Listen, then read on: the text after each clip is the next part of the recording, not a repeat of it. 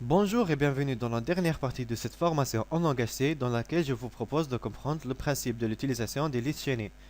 Pour commencer, je vous pose la problématique, donc supposons qu'on a besoin de créer un programme qui stocke les informations des étudiants d'une faculté. Normalement, on va devoir utiliser un tableau avec une taille assez grande, 1000 cases par exemple, mais supposons qu'on a atteint la limite du tableau et qu'on doit ajouter un autre étudiant. Dans ce cas, l'ajout sera impossible, tout simplement car la taille d'un tableau ne peut pas être changée après sa déclaration. La solution pour ce genre de cas est l'utilisation des listes chaînées. Elle représente une façon d'organiser les données en mémoire d'une manière beaucoup plus flexible. Grâce aux listes chaînées, on peut facilement ajouter un étudiant même après 1000 et ajouter encore un jusqu'à n étudiants. Le principe est donc le suivant. On crée tout d'abord une structure qui contient les champs de notre nouveau type, ici on parle d'étudiant, et ensuite on crée une autre structure qui va contenir un champ de type étudiant et un autre champ de type pointeur sur étudiant. Et donc, chaque élément de la liste va contenir un champ de type que l'on veut, un int, un double ou même un type personnalisé comme étudiant, et en plus de ça, chaque élément possède un pointeur vers l'élément suivant, et le pointeur du dernier élément va pointer sur nul, ce qui indique la fin de la liste.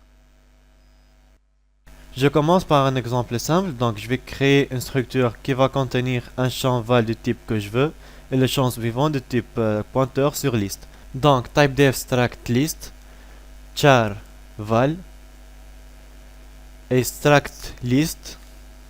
Ici j'utilise le mot-clé struct puisque je n'ai pas encore créé l'alias. Donc struct list étoile suive et je mets l'alias list. Maintenant, je vais créer une fonction qui va ajouter un élément à la liste et dans le main, je fais l'appel autant de fois que je le veux. Donc, le type de retour, ça sera un pointeur sur liste. Je l'appelle ajout qui va prendre comme paramètre la valeur à ajouter et la liste. Donc, liste étoile ajout char c liste étoile l. Je définis mon bloc d'instruction. Je déclare un nouvel élément de liste. Liste étoile nouveau égale liste étoile malloc size of list. Et puis je teste si ça a bien marché. If nouveau différent de nul.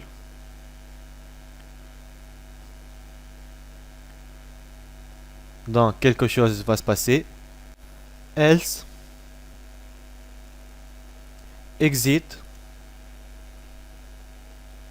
exit failure.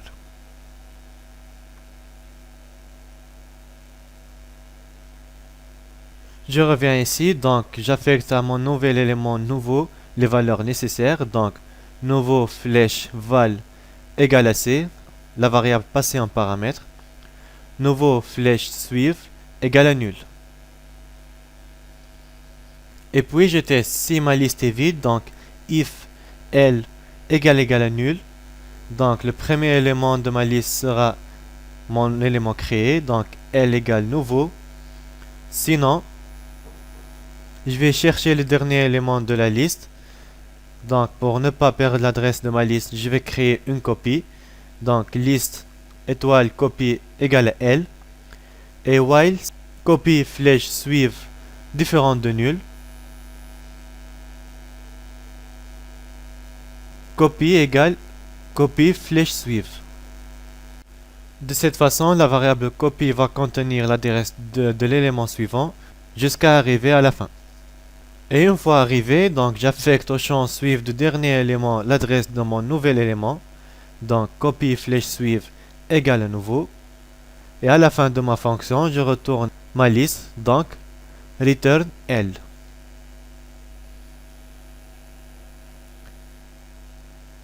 Et dans le main, je crée ma liste, donc liste étoile L, L égale à nul, je n'initialise à nul.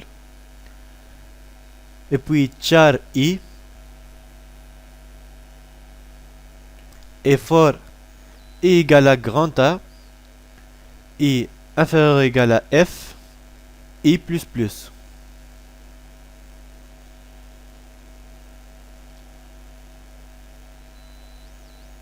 L égale ajout I, L. Maintenant, je vais afficher ma liste, donc je vais le faire dans une fonction void affiche liste étoile L. De même, pour ne pas perdre l'adresse de ma liste, je crée une copie, donc liste étoile copie égale à L.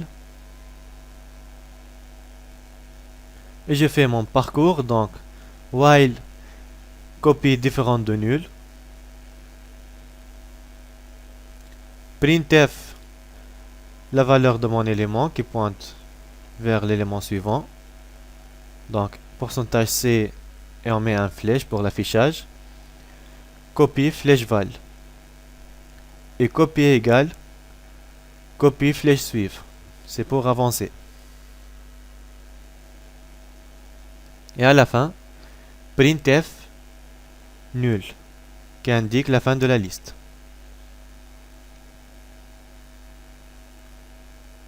Et après ma boucle dans le main, affiche L.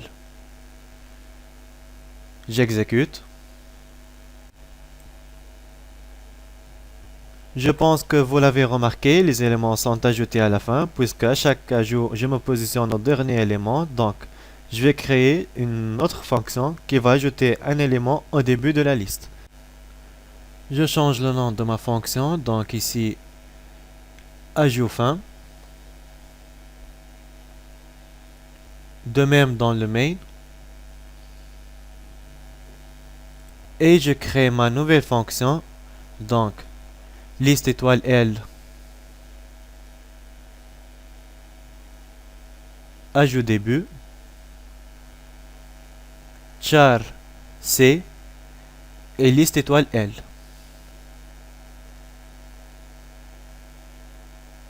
Je crée mon nouvel élément, donc liste étoile nouveau égale liste étoile malloc size of list.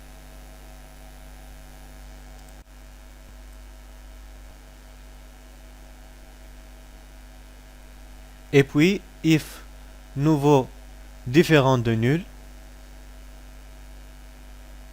donc nouveau flèche val égale à C,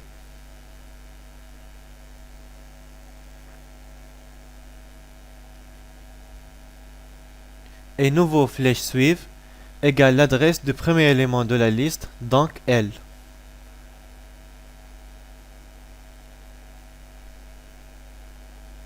Else exit failure.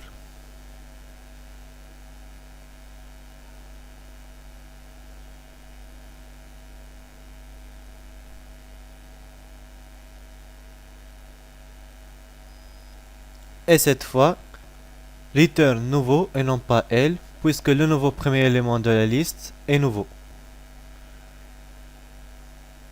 Je modifie le main, donc un petit affichage pour séparer.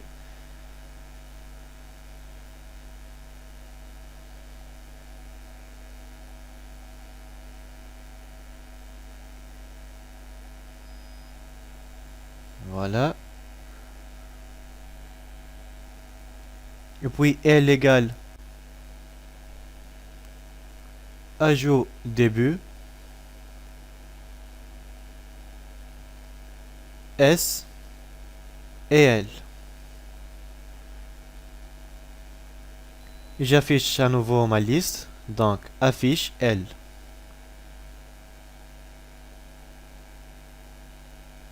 J'exécute. Pour le premier affichage, j'ai les éléments ajoutés à la fin, et pour le deuxième, l'ajout est effectué au début. Maintenant, si le type de champ val est un type personnalisé, donc je vais créer notre structure étudiant. Ici, typedef struct étudiant.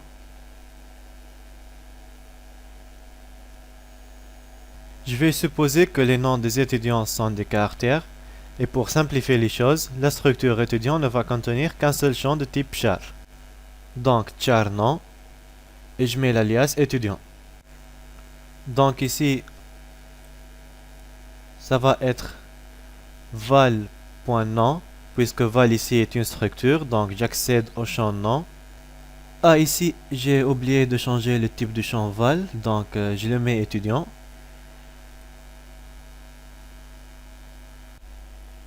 De même pour la fonction ajout au début. Donc, nouveau flèche val.nom égale à C. Et j'exécute. Et voilà, j'ai le même affichage.